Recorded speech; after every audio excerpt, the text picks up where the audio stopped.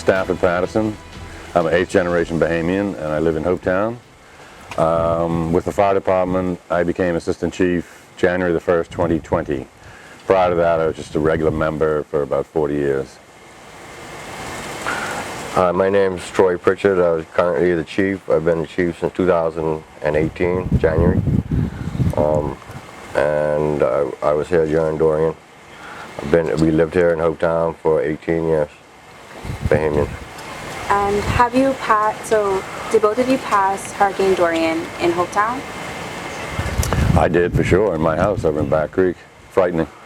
Yeah, it was a frightening experience for real. I evacuated my home in the eye of the hurricane and to come back to it half gone, so that was a good move on my behalf. I spent the remainder of the storm, second half of the storm at Firefly. And you've lived in the Bahamas. You said sorry, excuse me, go back. All right, so the two of you have likely weathered quite a few storms here on Hopetown, right? Absolutely. Definitely. Are there any before Hurricane Dorian that stick out in your mind? Well, from my perspective, Hurricane Floyd for sure in 1999, September the 14th, 1999. That one was bad, at least from our perspective. My perspective up until that point in time. I thought it was a bad hurricane. The dune breached down in White Sound. But in comparison to Hurricane Dorian, Floyd was like a summer breeze. Yep. Dorian was definitely a unique hurricane. I've been through Hurricane Andrew in Eleuthera and Hurricane Floyd in Eleuthera. Dorian definitely the worst one I've been on in Hopetown. And I think the whole entire Bahamas could say that anybody could recall. I think it was 29 and 32, they had some bad hurricanes or something. Yeah. Way before our time, but it never recorded on this level. And from what we could gather, it practically did the same. Dorian did the same thing to this island as what the earlier hurricanes did.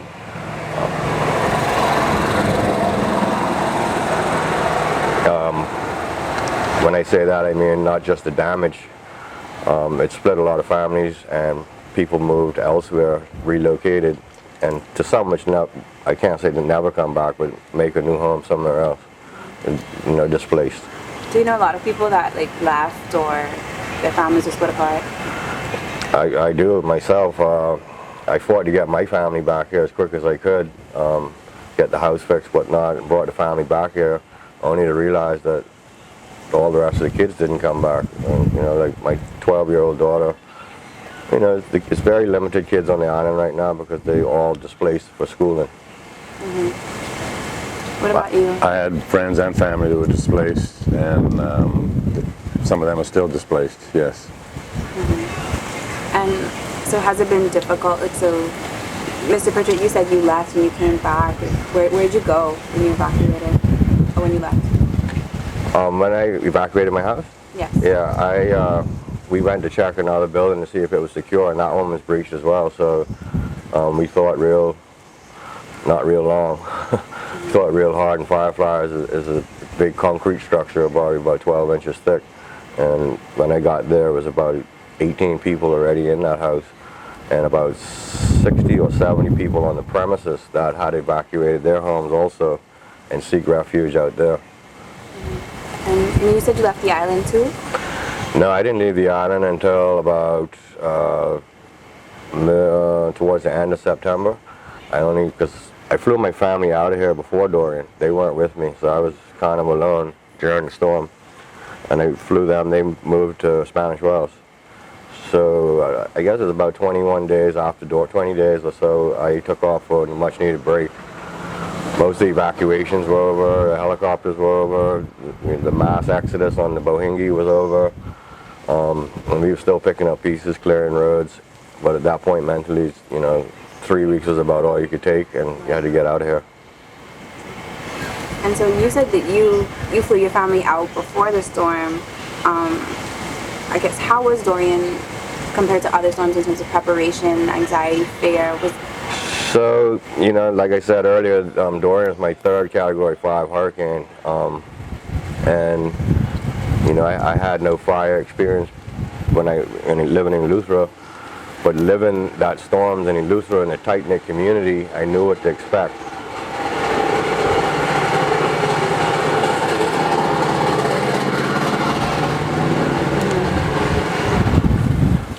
trap. Living through 2 Category 5s in Eleuthera in a tight-knit community, I kind of knew what to expect. And right here in the same fire station, I guess it was maybe Dorian was Sunday, maybe it was Wednesday, Thursday. We kind of had a prep not a prep rally, but just a prep talk with the island to let them know this going to be bad, and we're going to lose communication. People could get upset. The struggle's going to be real. We tried to enlighten everybody and warn them that what was going to happen.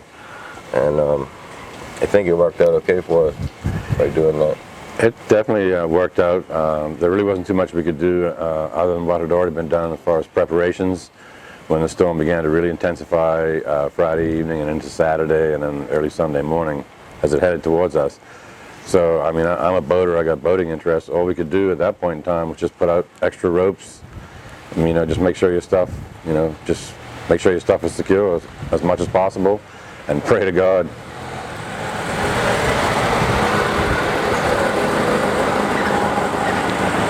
So, a little bit more about Hopetown. Most of these homes here are second homeowners, round homes. So about the middle of August, everybody starts to pack up, which means we close for 2 months. This whole island shuts down. All these houses pre-shutter, whether the hurricane's coming or not. The caretakers shutter them up. They go on their own vacation. That's their little break without having to worry about the storms. So most of these houses are prepped from the middle of August. So mainly it was the final touches, the outdoor furniture or the boats in the water, is the last minute stuff that we had to take care of, as well as all our equipment, the boats, fire rescue boats, and all that stuff have to be secured on dry land. So about how many people would you say were here on Hopetown during the storm? Oh, at least 500 permanent residents. Yeah, I was going to say 500 or 600. Yeah.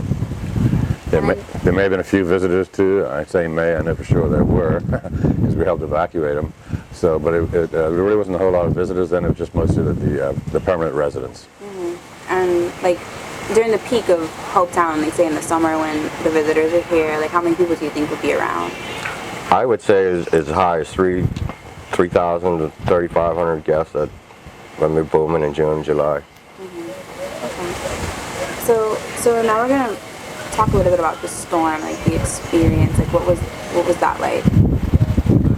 So my experience in the first half of the storm was very intense. Even though the first half of the storm I was kind of protected where my house was by a hill, which ultimately gave me the decision to evacuate in the second half, because it was going to shift right over. It came out the north, it's going to come out the south. At that point I knew my house was very exposed. So I made the decision to leave in the eye, but during the storm, on the lee side of my house, I was able to open the door and actually poke my head out there and to see what was going on, and it was, I don't even know how to explain it. The pressure was so low, it was hard to breathe. Tornado pass, 50 feet, it kind of takes the air right out of your lungs. Air's popping continuously. It was an experience like no other. It was almost like the house shaking, crown molding popping off. Everything just swaying, and we have all wooden homes here, and wooden homes are meant to flex to a certain extent, and we experienced that in Dorian, no doubt. Swaying. Yeah. I've heard that everybody in Hopetown communicates on the radio, and there was radio communication during this time. So yeah, because of the ferry situations and how busy we are, we use VHF radios normally.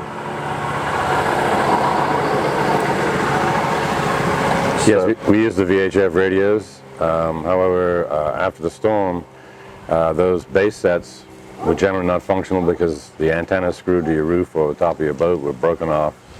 And although at one time, before cell phones, and a lot of people had handheld radios, not very many people did. So during the storm, there was definitely some communication by VHF. How you doing? How's your household? And after the storm, that was our main avenue of communication for a while there, and it was difficult because not a whole lot of people had handheld VHFs. Mm-hmm. Within a week, we got some in from the relief supplies. But communication is definitely key during a situation like that, and we definitely had some weaknesses during the storm and in the aftermath. I can give you my perspective on what it was like in the storm. My house across the harbor there's no easy road access. Our house shook a lot during the first half of the storm, but kind of like the Chiefs, we have a little bit of a ridge behind us which gave us some protection from the extreme wind. During the eye, which was about an hour and a half, as I recall, we attempted to evacuate, but it was impossible because there were no functioning boats at the dock. There wasn't even a dock there, and all the roads were filled up with trees, so we had no choice but to stay in our house. During the second half was when my house was had extreme damage.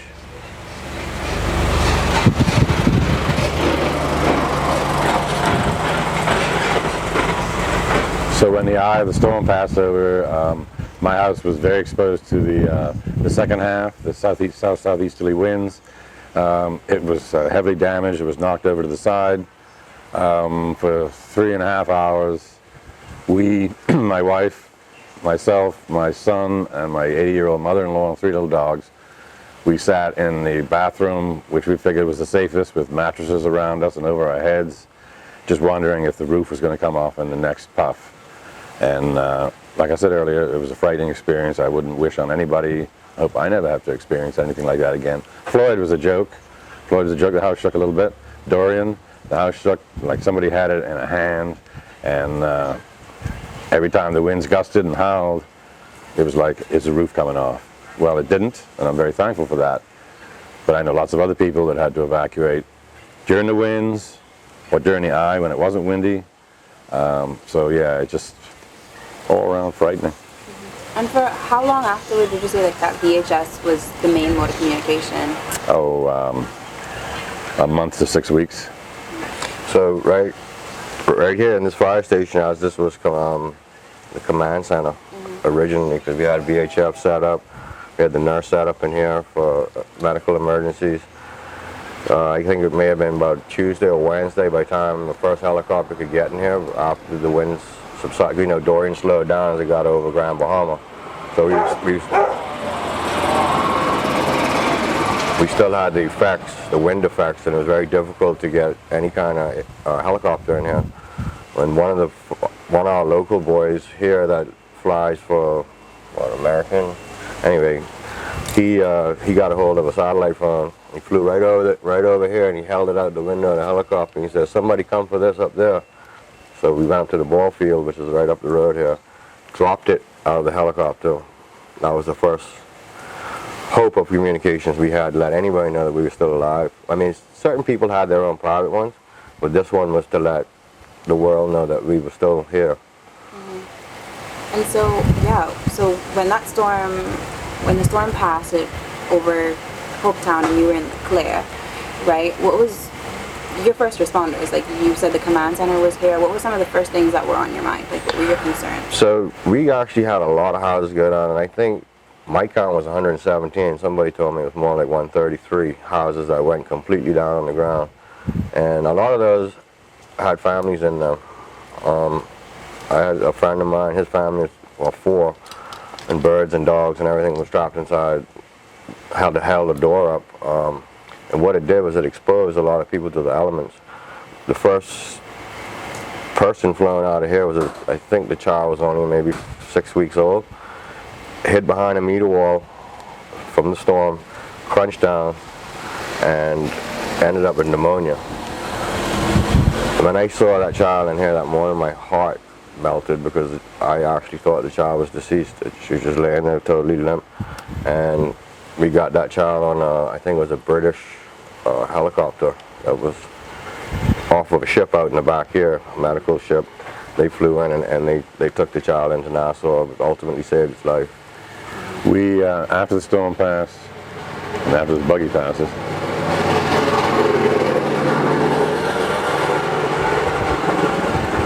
so the main effect of Hurricane Dorian was on Sunday, September the 1st. Monday, September the 2nd, because the storm, although it passed us now, to slow down over east end of Grand Bahama, we still had strong Category 1 conditions here. A few people, including myself, did venture out, but not for long. We went back into wherever we were staying. And so on Tuesday, the 3rd of September, we had a community meeting up the road here in front of where the post office used to be, and decided what our plan of attack was. The fire department that day set up a communication center at Firefly Resort, because our doors here blew in and we still needed to clean up in here. So on the Tuesday, we set up communications in Firefly. On a Wednesday, we moved down here, and we were here for a while until we moved up to the real estate office. But along with the communications on the Tuesday and on Monday the 2nd, to a certain extent as well, it was trying to make sure everybody was okay. Communication was very difficult with not many VHF radios, no phones or anything like that, although a few people claim they did have weak service from Alive. It was mainly trying to, spreading out on the island and moving around was very difficult because there was debris over every square inch, but to, account for everybody's life. And honestly, that took about 3 days, Monday, Tuesday, Wednesday, I think, before everybody was properly accounted for, which was stressful for people that are related to those that hadn't been accounted for and stuff like that. So our policy here during a hurricane for the fire department is we had 2 rescue boats. One was prepared for fires, and the other one we used for evacuations off the island. And Lighthouse Marina across the way, they normally haul our boats out in the event of a hurricane, but we're always the last out and the first ones back in case somebody's hurt. Well, that was the norm with every other hurricane, but this hurricane, our boat was sitting on the forks over there, like ready to go back in the water, and it just blew right off of the forks. We had an inflatable, like what was that, 25 foot. We found out a few days later and rolled over, and it's just the whole boatyard was just a massive boat. So we lost all of our rescue boats. And saying that, there was only 3 boats that survived in the harbor. 3 boats in the harbor that survived. One was 33 Aubrey. I think, what's the other one? 28-foot Abaco Rage wooden sailboats. The Abaco Rage. And also Billy's boat survived at the dock. It was about 4 boats, I think, total that survived. And we actually had to use those to go search and rescue and the other people off of the smaller keys around here. So we had access to that boat for, must have been at least 6 or 8 months. Yeah, we had it for a while. And another boat came in as well to back it up. So we ended up with two loaner boats to move around to wherever we needed to locate people, make sure people were okay, evacuate people from remote locations. Carry provisions, water. Yeah. So the storm passed on Sunday. You said Tuesday or Wednesday you had the meeting, right? Tuesday, yeah. Tuesday you had the meeting. So around what day did you start evacuations with these loaner boats? Well, we started operations immediately, if you will, as needed. Once a location was identified that needed verifying, the occupant's condition. So, as people called and, okay, well, we can't get a hold of this person, well, I guess we better run over there. And so we just, I wouldn't say it was helter-skelter, but it was organized. But when you combine everything, trying to locate people, your house is all busted up, your business is gone, you don't know where the next meal is coming from. It was very difficult and stressful. Yeah. Having said that, Hopetown Fire and Rescue, in our usual style, if you will, came through and working as a team with our members as well as community members. Within a few days, we were able to verify who all was where and what condition they were in. Yeah. I kind of want to talk. Oh, did you want to say something? No, I was going to say the evacuations by boats was later on down in the week, but as soon as our first helicopter came in here, we realized that ball field was going to be our savior to get these people out here. There was a lot of elderly and a lot of kids on this island. So we had to have that clear. So I got a group of about 30 people up in the ball field and picked up every square inch of debris, because we had sometimes three helicopters on the ground one time. Correct. So they would start up a bunch of stuff. So our first thing was to clear that ball field and make sure nobody got hurt. Something you said earlier that I kind of wanted to follow up on. Like you said, so Abaco's a very small community. Hopetown's an even smaller one. You know lots of people. You had relatives who were affected. You lost you had damage to your homes yourselves. There's a lot of uncertainty. How do you balance the emotion as a first responder, the emotion of the moment, and the responsibility you have to your community? How was that? That was a tough one because I'll say I was practically only been the chief for a year, not ever thinking anything of this magnitude would happen. If you had a fire in here right now, you see how close these houses are. If we burn down 6 houses and we saved the community, you feel like a hero. But at this point in Dorian, just shattered everybody's lives, and Oh, we had moments. I cried buckets of tears every night for the first 3 months, not knowing how I was to get my house fixed, when my wife was going to come home, when this would ever stop. And then all the necessary funding started pouring in to help this island, and that added another stress level to what we were already dealing with. This fire station does fires and rescues. It was a very difficult time to be sorting out emergency supplies. Our second homeowners, we love them to death. They just swamped us with materials and heavy equipment and money and everything else to make it happen. And just dealing with that sector alone was a lot, quite a bit stressful. And getting the island clear just so you could get around it must have took 3 weeks. Totally. Yeah, 2 to 3 weeks before every access road and everything was clear. It was definitely a very difficult time mentally for a lot of people. I'm no exception to that. What I did was, I'll wait.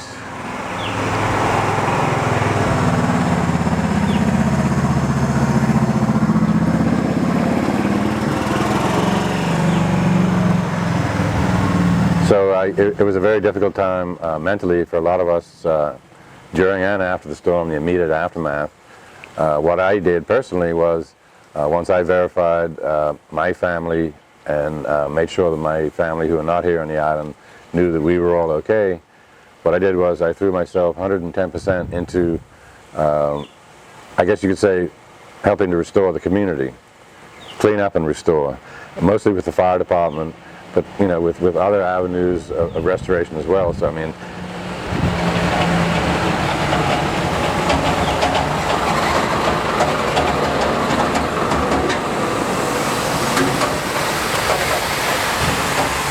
big trees. These some big trees. Road sweep. So what I would do in the aftermath was I would leave home, cross the harbor. I have to come across in my little dinghy. I would leave home right around sunrise. We'd all turn up here, get the day's schedule, and we would go out and do whatever it was we were delegated to do, or where we felt our talents would best fit in with what needed to be done that day. And we would work until 9, 10 o'clock at night. Literally, we did that for about 3 weeks, every day. Sunrise to 9, 10 o'clock at night, stopping to eat and drink as it became available, if you will. And then I'd go home and have a couple of cocktails and then repeat the next day. But let me tell you, it was stressful. Troy said he went away after about 3 weeks. He needed to go then. We all needed to go then. For me, it was about 5 weeks before I got off the island. And I didn't want to go, but I knew I needed to because I was so stressed out. If I didn't go, I wasn't going to be any good to myself, my family, or the community. Mm-hmm. Yeah. So in that time, how did you, how did you deal with it all? It was just were you just in survival mode, or did you I used cannabis. That was very helpful. Mm-hmm. Put that in the record. No, honestly, I mean, I don't know how much of this will make it into the final cut, if you will, but we all dealt with it in our own way, for sure. That's fair. That we did. I mean, So, yeah, go ahead, Troy. Waking up every morning, after the storm, obviously the first thing comes to your head is, how are we going to ever get out of this? But we put on our battle gear. When I say battle gear, it was in the middle of the summer. We were wearing long pants. Survival mode was still in full effect. There was no diesel on this island. The only the diesel pump down there got wiped off the map. This one over here was broken, severely damaged. There was nowhere to get any diesel. So one of our buddies had a fueling company where they fuel up people's generators, and he had a record of everybody's generator that he had filled up and was not on the island. So the next day we had suction pumps, and we had to go to each one of these generators and take the diesel back out of it, mainly to support Firefly's generator and community sailing club down here. Also was soup kitchen, if you call it. So I guess for the first week, 10 days before they could get the pump fixed over here, we were commandeering diesel from different places, generators, even parts. Some generators went down with fuel pump, and this one was upside down. We could take a fuel pump off of that. And eventually we'd let the homeowners know, hey, we had to take your fuel. Firefly housed most of the groceries on this island. They had just made a huge order So they had a lot of food there to protect and, to keep cold. So that was priority one, to keep that going. And they actually, between the Firefly and the Sailing Club, we had some chefs come in after the storm. And those two locations helped us to survive the storm. Like, you were out working all day. You had, like me, I didn't have a wife here, nobody to help me out.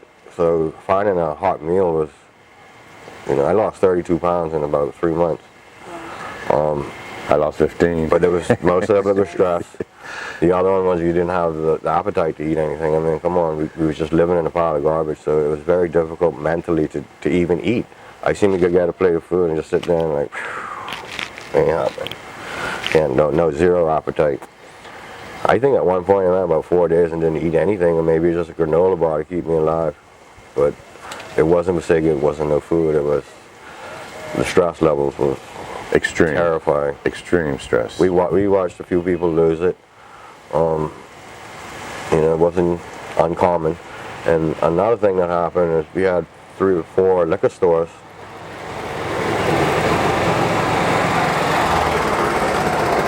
We had 3 or 4.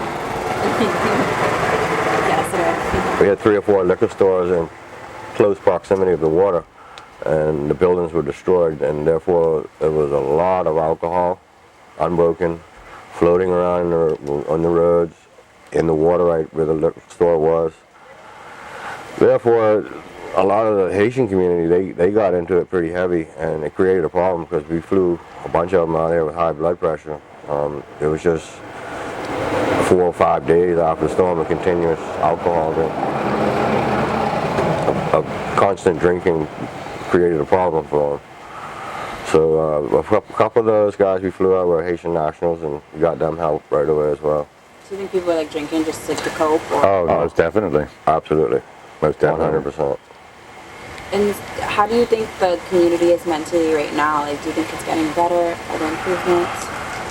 Time heals. Yeah, if you would have seen this island right after Dorian, and you see it now, it's mesmerizing. It's hard to believe the amount of work that's gone into this place, and the more it comes together, the more morale everybody gets. Yeah, we're gonna have the best tourist season ever this year. Last year was a total flop. I lost my house and my rental cottages, but we got them all back up and going. So everybody's eager to get our tourists back here because people love this place. Mm-hmm. The more things that come back to normal, if you will, the better those of us that suffer from PTSD feel. At least, that's been my perspective. I still suffer from it a little bit, but nowhere near as bad as it was 12 months ago. So in the last 12 months, even though we've had the COVID thing, I've seen the improvements and the restorations, and this is back in service, and that's open now. And so all of that stuff just helps to ease the PTSD. Will it ever go away 100%? Who knows? Right now I don't feel too bad, but I felt better in my lifetime. But it's a whole lot better than it was. Yeah, does it take a lot of time to heal? I guess 8 months, almost a year after Dorian, like Stafford says, PTSD, like the first thing you wake up in the morning is the first thing comes to your head, and it gets annoying because you can't get it out of your head. Everywhere you turn was garbage, and materials gone missing, and the carpenter don't show up, generator won't start. It was like every day was a challenge, and you had to overcome those challenges in order for it to be a profitable day. Because the generator didn't work doesn't mean like my day was ruined. That generator gonna work today. And I made sure I made goals, and I didn't always fill them, but it wasn't for sake of lack of trying. You had to set your goals that morning and get it done. Like every one of these golf carts was riding around, the roof all bent up, but everybody was toting around a igloo full of ice and water with cups. You see crews on the side of the road, you stop there and give everybody water. Keep going about your business. Or they see it, I need some water on it, it was there. The community is very tight, and so if it was not for the second homeowners of this island and how close-knit this community is, we would have been in a lot of trouble. There was some looting per se on a small scale, but Nothing like it was in the big cities, like in Marsh Harbor and Grand Bahama. We did have small looting going on. Nothing real crucial, I don't think. The tightness of the the tightness of the community definitely was a big asset, and has helped us get to where we are today. No doubt about it. Okay. If it's okay, I kind of want to go back to the rescue part that you did. So you said you went to which keys around here? So we did a wellness check.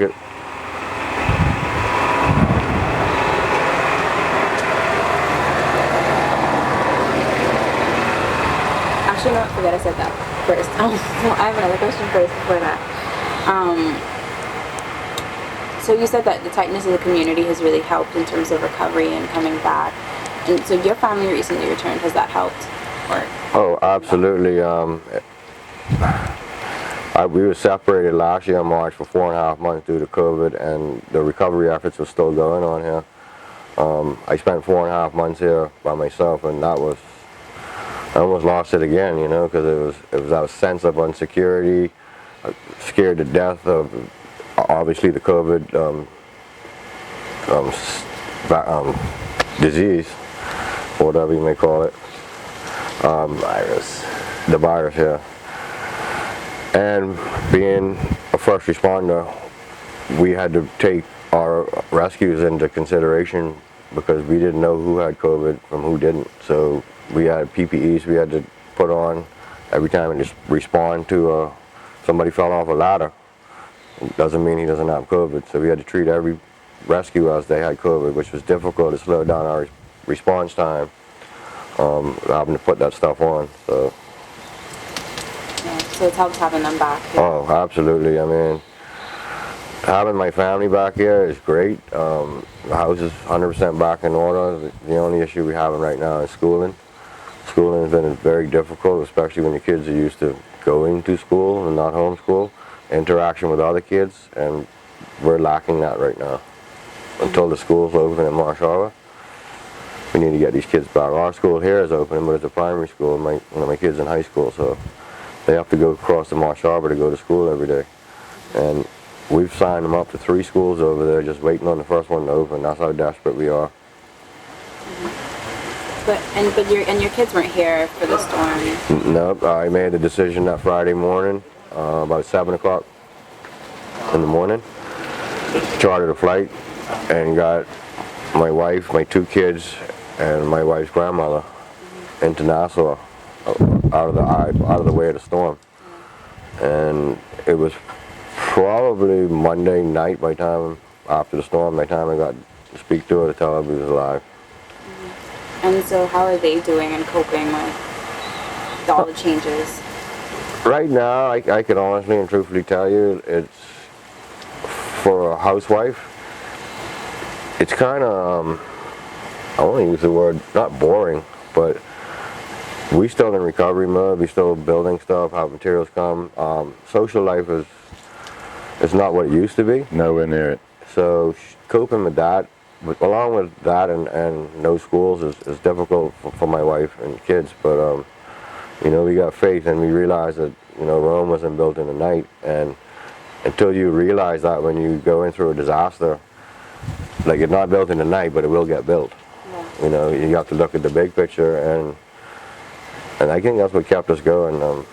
You know, just say the carpenter didn't show up for 4 days. Well, eventually he's gonna come back. You know, and we just kind of had to put that into our everyday life. Like, if he don't show up, oh well.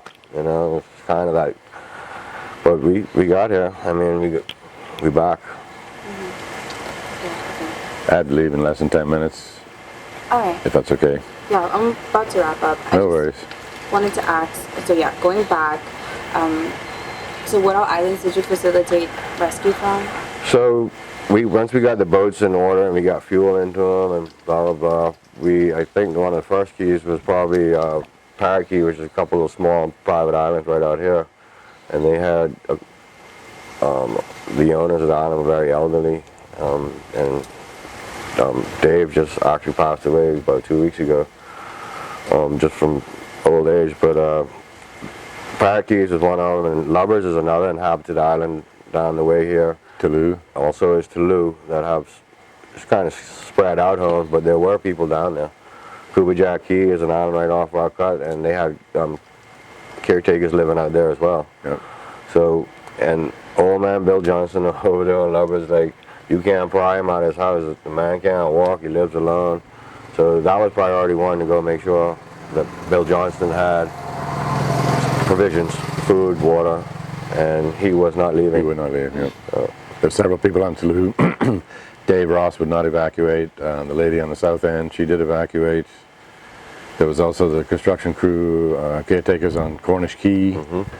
Those stick out of my mind for sure. We actually, I think we made some runs to Scotland Key, but I don't know if that was for people. no, that wasn't people, that was for a runway. We did do a few wellness checks on Manor Water to see how their command center was going. We wanted to make sure that they had the same thing that we had: water, food, supplies, medicine, all that type of stuff. So we did actually go down there and make sure they were okay. Why do you think some people would refuse to evacuate? They wouldn't evacuate. Behaving stubborn. The problem with evacuations, especially on the Keys like this, is you pack up your home and you leave, and a hurricane comes through here. The only way back is either by boat or airplane about 10 days later, because the Marshall Airport goes underwater. So it's going to be a delay on you getting back here. And suppose your house is breached on the corner, and you know It's a security you issue. could be here to fix it right away. Yeah. Versus take 2 weeks down the road with it taking in water or whatnot. And everybody can't leave. You get the strong got to stay. The first responders got to stay.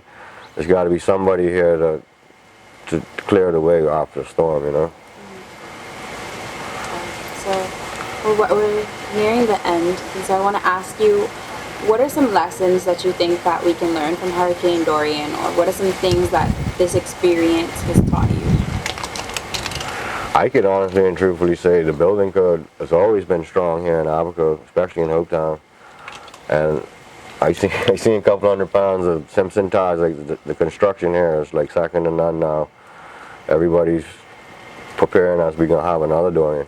And when they rebuilt it back, they reinforced everything, poured more concrete, put in more poles, put in screws instead of whatever. They've really beefed up the construction here. Hopefully we never have another Dorian, but at least satisfy your mind that. I agree. If you're building back, build it a little stronger in case we do have another Dorian. From a community perspective, we could perhaps be a little bit better prepared for a cataclysmic event like that by having just certain supplies and materials available to you, secure during the storm, and then available to you immediately after, like the heavy equipment for clearing the roads. Correct. A certain amount of fuel in a 1,000 or 1,500 gallon tank, put it in a safe place in case the fuel dock gets broached again like it did in Dorian. So just a little bit better preparedness, and the community end of it would have eased a little bit of the stress in the week following the storm. So yeah, heavier construction, a little bit better community preparedness, and we'll be all right. So we had very little heavy equipment on that, and when I say that, it was probably 5 or 6 functioning pieces after Dorian. But Within 3 days they were all down. Yeah. Broken lines, bucket broke, flat tire. Yeah. And then I don't know what it was, probably by the end of the first week, Yeah. a boat comes on the horizon, and she just loaded with tractors, and it was like we were more anxious to see the heavy equipment than we were to see food, because climbing over, like, it took an hour to get downtown from up the creek there, climbing over sailboats, over docks. It's all over the road, yeah. So until we got heavy equipment in here, it was a much sigh of relief when they got on the island. Clearing the roads immediately following the storm was very important in case you have an emergency situation, fire, medical. You can respond quicker. If you've got to climb over debris, might cost somebody their life. And has it taught you anything personally about yourself, maybe? WhatsApp audio. Sorry. Okay. Ah, shit. We need to get Call you back.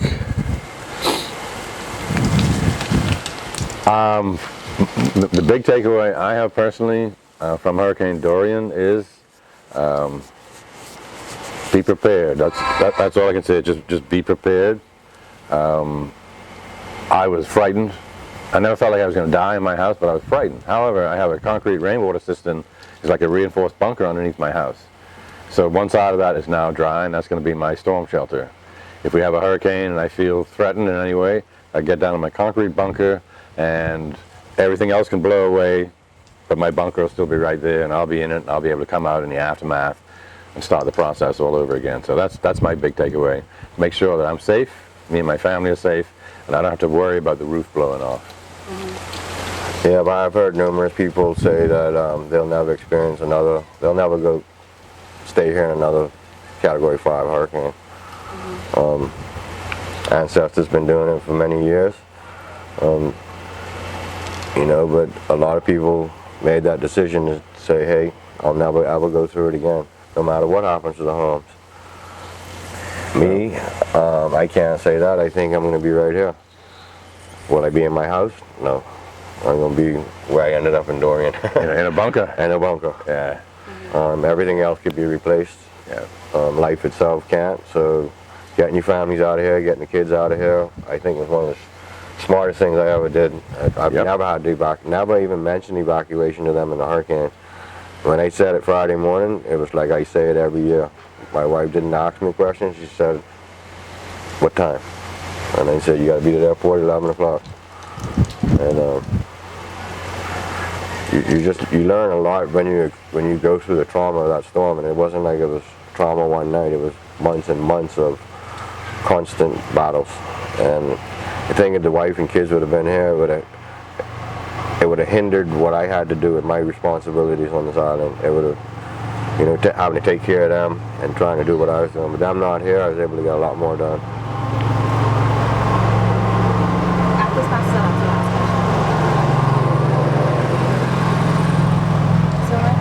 Question to both of you is, given all that you've endured, all that you've seen over the last almost 2 years now, what is your hope for Abaco or for yourself in the future? What is your hope?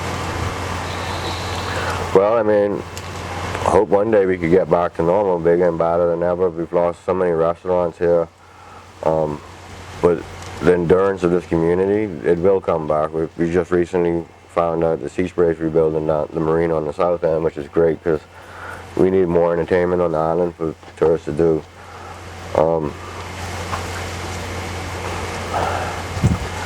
I hope in the future the government really learns a lot from what they did to us. It was not pleasant.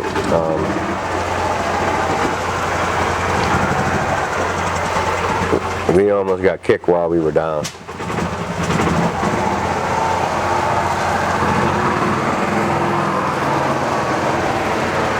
Despite losing everything, we didn't hear from the government. Well, the Prime Minister came here, everybody's alive, blah, blah, blah. He took off. But as far as the government responding to what had happened in this island, we felt like we took a double blow. And then with COVID, it was a third blow. So I really hope the government could really, you know, the disaster relief, have a better plan in place for Abacos. These small cays, we kind of support our own over here, but the people in Marshall really, really suffered because of lack of the government. So moving forward, and like I say, I hope the government could really step in a better way than they did after Dorian. Yeah, moving forward, I'd definitely like to see Abaco and all our different communities, a lot of small communities spread out over a large area. I'd like to see a better network of communication after a natural disaster like that. And I think steps are being taken to see to that things are put in place for that to happen. But better communication between the settlements, better two-way communication with central government, and definitely more support from central government where our tax money goes. They definitely neglected Abaco. No, I'm not just talking about Elbow Cay here, I'm talking about all of Abaco. In the aftermath of the storm, the response was very poor. I think a 10-year-old could have done better. Yeah, better communication all around, and a little more assistance from central government. Interviewed by Mia Cambridge, May 2021. Funding for this interview was provided by the International Organization for Migration Bahamas. Dorian and beyond, battered but not broken. For more information, please visit us online at www.dorianandbeyond.org.